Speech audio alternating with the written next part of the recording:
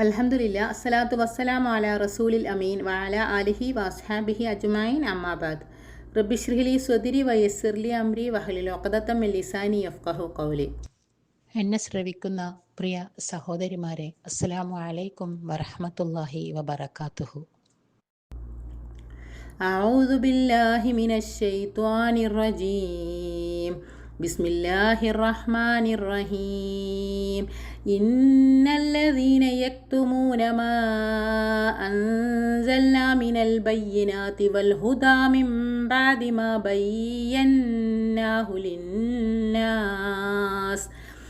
ബയ്യന്നാഹു ലിന്നാസി ഫിൽ കിതാബി ഉലൈക യൽഅനുഹുമുല്ലാഹു വയൽഅനുഹുമുൽ ലാഇനൂൻ.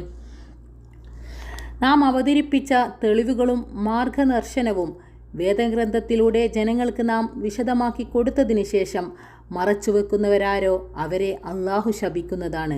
ശപിക്കുന്നവരൊക്കെയും അവരെ ശപിക്കുന്നതാണ്. സൂറ അൽ ബക്കറയിലെ 159 ആയത്തും അതിൻ്റെ അർത്ഥവുമാണ് ഇവിടെ ഓതിവെച്ചത്. അള്ളാഹുവിൻ്റെ ഗ്രന്ഥത്തോട് ജൂത പുരോഹിതന്മാർ അനുവർത്തിച്ച സമീപനങ്ങളെ നിശിതമായ ഭാഷയിൽ വിമർശിക്കുകയും താക്കീത് ചെയ്യുകയുമാണിവിടെ. വേദം പഠിച്ചവരെന്നും അതിൻ്റെ കൈകാര്യകർത്താക്കളെന്നും അവകാശപ്പെടുന്നവരാണ് പൊതുവെ പണ്ഡിത പുരോഹിത വർഗം. തങ്ങളുടെ സ്ഥാപിത താൽപ്പര്യങ്ങൾക്ക് വേണ്ടി, അതുമല്ലെങ്കിൽ സമൂഹത്തിൽ തങ്ങൾക്കുള്ള പിന്തുണയും സ്വാധീനവും കുറഞ്ഞു പോകുമോ എന്ന ഭയത്താൽ സമൂഹത്തിൽ നടമാടിക്കൊണ്ടിരിക്കുന്ന അരുതായ്മകളെയും മൂല്യച്യുതിയെയും കണ്ടില്ലെന്ന് നടിക്കുകയും ഒരു വേള അവർക്കനുകൂലമായ ഫത്വ കൊടുക്കുകയും ചെയ്യുക എന്നതായിരുന്നു ആ പണ്ഡിത പുരോഹിത വർഗത്തിൻ്റെ പൊതുവെയുള്ള സമീപനം. ഒരു സമൂഹത്തെ നേർവഴിയിലേക്ക് നടത്തേണ്ട ഒരു വിഭാഗം അത് കൃത്യമായി നിർവഹിക്കുന്നില്ല എന്ന് മാത്രമല്ല, വേദവാക്യങ്ങളിൽ പലതും അവർ മറച്ചുവെക്കുകയുമാണ്. ഈ വിവരണം വിശുദ്ധ ഖുർആനിൽ പ്രതിപാദിച്ചത് കേവലം ചരിത്രം പറഞ്ഞു പോവുക എന്ന ഉദ്ദേശത്തിലല്ല. പ്രവാചകന്മാരുടെ ഒരു നീണ്ട ശൃംഖല തന്നെ കടന്നുപോയ ബനൂ ഇസ്രായേൽ സമുദായത്തിന് വന്നു ഭവിച്ച മൂല്യച്യുതി മുസ്ലിങ്ങൾക്കും സംഭവിച്ചേക്കാം എന്ന ഒരു ഉണർത്തലും മുന്നറിയിപ്പും കൂടിയാണ്. ഖുർആൻ പഠിതാക്കളായ നാം ബനൂ ഇസ്രായേലിൻ്റെ അല്ലെങ്കിൽ ജൂത പുരോഹിതന്മാരുടെ ചെയ്തികളെ വിമർശിച്ച് കുറ്റപ്പെടുത്തി മുന്നോട്ട് നീങ്ങുന്നതിനു പകരം നിരന്തരം പാരായണം ചെയ്യുന്ന വിശുദ്ധ ഖുർആൻ ജനങ്ങൾക്ക് മുന്നിൽ വിവരിച്ചു കൊടുക്കാനുള്ളതാണ് എന്ന ബോധ്യം നമുക്കുണ്ടാവണം.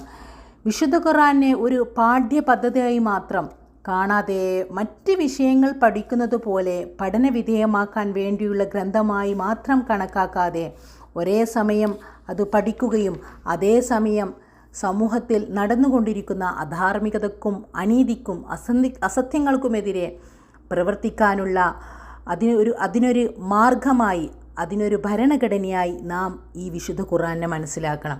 വിശുദ്ധ ഖുർആൻ പഠിക്കുമ്പോൾ നമ്മിൽ വന്നു ചേരുന്ന വലിയൊരു ബാധ്യതയും ഉത്തരവാദിത്വവുമാണ് ഇസ്ലാമിനെ അതല്ലെങ്കിൽ ഖുർആനെ വിവരിച്ചു കൊടുക്കുക, ജനങ്ങൾക്ക് മുന്നിൽ വിവരിച്ചു കൊടുക്കുക എന്നത്. അതിനു പകരം പണ്ഡിതവർഗം പോലും പല കാരണങ്ങളാൽ ജൂതർക്ക് സംഭവിച്ചു പോയ അതേ വഴികേടിൽ അകപ്പെട്ടു പോയ അപകടകരമായ ഖേദകരമായ അവസ്ഥ നാം ഇന്ന് കണ്ടുകൊണ്ടിരിക്കുകയാണ്.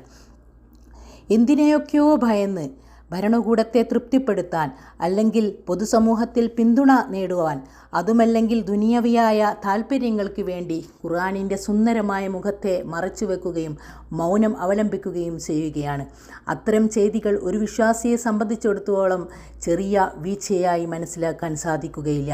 ഖുർആൻ പറയുന്നത് അള്ളാഹുവിൻ്റെ ശാപത്തിനും ശപിക്കുന്നവരുടെയൊക്കെയും ശാപത്തിനും പാത്രീഭൂതരാവും എന്നാണ്.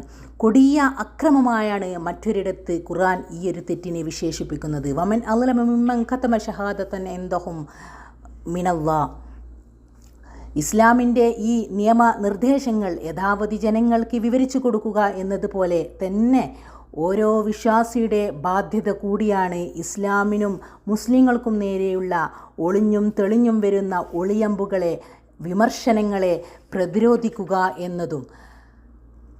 ഇസ്ലാമിക പ്രമാണങ്ങളെയും ഇസ്ലാമിനെയും മുസ്ലിങ്ങളെയും വികലമായി വികൃതമായി പൊതുസമൂഹത്തിൽ ചിത്രീകരിക്കുകയും ഇസ്ലാമിനു വേണ്ടി ശബ്ദിക്കുന്ന, നീതിക്ക് വേണ്ടി നിലകൊള്ളുന്ന വ്യക്തികളെയും സ്ഥാപനങ്ങളെയും പ്രസ്ഥാനങ്ങളെയും പല നിലക്കും ആക്രമിക്കുകയും ചെയ്യുമ്പോൾ അതിനെ ആശയപരമായി നേരിടുക എന്നതും നമ്മിലർപ്പിതമായ ബാധ്യതയാണ്. ഇത്തരം വിഷയത്തിൽ ഖുർആൻ പഠിച്ചവരും പഠിക്കുന്നവരും ഖുർആൻ്റെ വക്താക്കളെന്ന് വാദിക്കുന്നവരും അനുവർത്തിച്ചു പോരുന്ന കുറ്റകരമായ മൗനം ഈ ആയത്തിൻ്റെ വെളിച്ചത്തിൽ ഗൗരവമേറിയ കുറ്റകൃത്യമാണ്. അള്ളാഹു നമ്മെ കാത്തുരക്ഷിക്കുമാറാകട്ടെ. ബല്യോ അന്നി വലൗ ആയ, എന്നിൽ നിന്നും ഒരായത്തെങ്കിലും നിങ്ങൾ മറ്റുള്ളവർക്ക് എത്തിക്കുക എന്നാണ് പ്രവാചക വചനം. അല്ലാത്ത പക്ഷം ജൂതർക്ക് സംഭവിച്ചതുപോലെ ദുരിബത്ത് അലൈഹിമുൽ ദില്ലത്തു വൽ മസ്കനത്തു വബാഉ ബിഗളബിൻ മിനല്ലാഹ്. ഇത് നമുക്കുള്ള താക്കീതാണ്. അവർ ചെയ്ത കുറ്റകരമായ അനാസ്ഥക്കും ഉത്തരവാദിത്ത നിർവഹണത്തിൽ വന്ന വീഴ്ചയ്ക്കും കാരണമാണ് നിരവധി പ്രവാചകന്മാരാൽ അനുഗ്രഹീതമായ ആ ജനവിഭാഗത്തെ അള്ളാഹു നിന്ദ്യതയിലും ദൈന്യതയിലും അകപ്പെടുത്തിയത്. ഇത് നമുക്കും സംഭവിച്ചുകൂടായികയില്ല. അള്ളാഹുവിന് അവരോട് മറ്റു വല്ല വിദ്വേഷമോ അതുമല്ലെങ്കിൽ നമ്മോട് പ്രത്യേക മമതയോ ഇല്ല. ഏൽപ്പിക്കപ്പെട്ട ഉത്തരവാദിത്വം കൃത്യമായി നിർവഹിക്കുന്നില്ലെങ്കിൽ നമുക്ക് പകരം അള്ളാഹു മറ്റൊരു വിഭാഗത്തെ ഉയർത്തും എന്നത് തീർച്ചയാണ്. അള്ളാഹു കാത്തുരക്ഷിക്കുമാറാകട്ടെ. വആഖിറു ദഅവാന അനിൽ ഹംദുലില്ലാഹി റബ്ബിൽ ആലമീൻ. റബ്ബനാ തഖബ്ബൽ മിന്നാ ഇന്നക അൻതസ് സമീഉൽ അലീം വതുബ് അലൈനാ ഇന്നക അൻത തവ്വാബുർ റഹീം.